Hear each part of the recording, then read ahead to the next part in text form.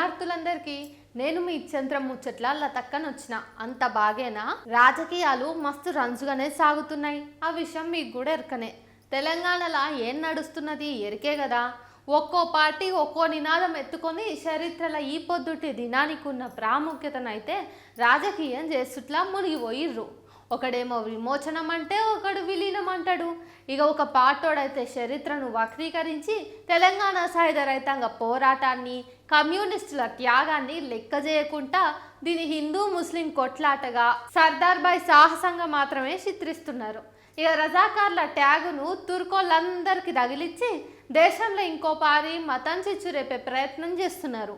శాకలి ఐలమ్మ, మగ్దుం మొహియుద్దీన్, రావి నారాయణ రెడ్డి, దొడ్డి కొమరయ్య, పుచ్చలపల్లి సుందరయ్య లాంటి పెద్ద మనుషుల యొక్క త్యాగము, పోరాటము, వాళ్ళు బిగించిన పిడికిలి, తెలంగాణ కోసం పట్టిన ఆయుధాల పదును పక్కన పెట్టి పార్టీలు పైత్యం చూపిస్తున్నాయి. చరిత్రను పక్కదోవ పట్టించి రాబోయే తరాలకు తీరని అన్యాయం చేస్తున్నాయి. ఆపరేషన్ పోలో పోలీస్ యాక్షన్ల భారత సైన్యం చేతుల్ల పానాలు పోగొట్టుకున్న లక్షల ముస్లిం అన్నలు అక్కలను కనీసం గుర్తు చేసుకోరు ఈ ప్రభుత్వాలు.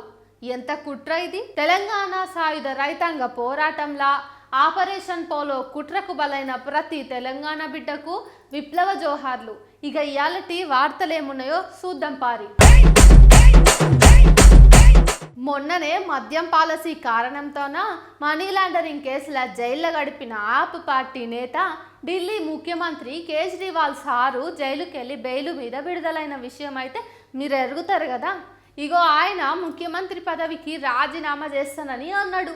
మరేమైందో చెప్తినూరి. మొత్తానికైతే ఇవాళ సాయంత్రం 4 గంటలకట్ల ఆప్ నేత, ఢిల్లీ ముఖ్యమంత్రి కేజ్రీవాల్ సార్ అయితే పదవికి రాజీనామా చేసి ఆప్ పార్టీకి వెన్నెముక లెక్క ఉన్న ఒక ఆడబిడ్డను ముఖ్యమంత్రి పదవిలో కూర్చుండబెట్టే నిర్ణయం తీసుకున్నాడు. ఆ ఆడబిడ్డ ఆషామాషీ నేత కాదు. ఆమ్ ఆద్మీ పార్టీ కీలక నేతలంతా జైల్లో ఉన్నప్పుడు ఈమెనే ప్రజావేదికల మీద గొంతినిపించి ప్రజల సంక్షేమం కోసం ముందున్నది. మోదీ విధానాలకు వ్యతిరేకంగా నీటి ఎద్దడి సమయంలో ఆమరణ దీక్ష చేసి ఆడదంటే ఎవనికి భయపడేది కాదని రుజువు చేసింది.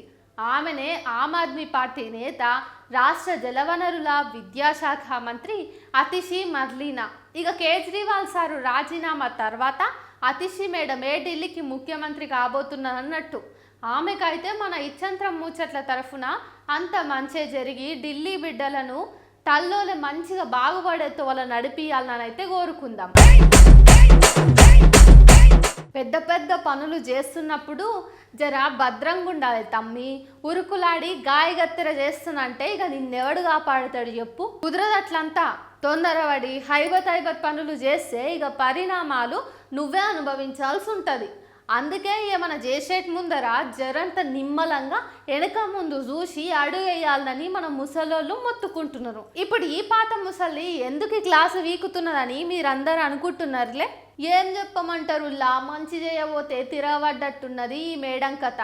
ఉత్తరప్రదేశ్ ఇటావాకు చెందిన బీజేపీ ఎమ్మెల్యే సరితా భదౌరియా ఢిల్లీలో ఆగ్రా బెనారస్ వందే భారత్ ఎక్స్ప్రెస్ రైలును ఇటావా జంక్షన్లా షురూ చేయబోయింది. ఇక కొత్త రైళ్లు ప్రారంభం చేస్తున్నారంటే జనం బగ్గనే వస్తారు కదా, గుంపులు గుంపులు. ఆ తొక్కుట్ల పాపం మేడము రైలు పట్టాల మీద పడ్డదట. ఇక ఎంబడే కార్యకర్తలు, సిబ్బంది కలిసి ఆమెను ప్లాట్ఫారం మీదకు లాగినరట. దెబ్బలేం తగలలేదు నయ్యం. ఇక ప్లాట్ఫారం మీదకి ఎక్కుడుతోటే మేడం పచ్చజెండా ఊపుడుతోటి రైలు బండి కదిలిందట. నయ్యం కదా, ఏం కాలేదని అందరూ ఊపిరి పీల్చుకున్నారు. ఇక ఇలాంటి వార్తలు అయితే ఇవి ఉన్నాయి. రేపు మళ్ళొచ్చి వార్తలు చదువుతా. అదివరదాకా మీరైతే పైలముండుర్రి.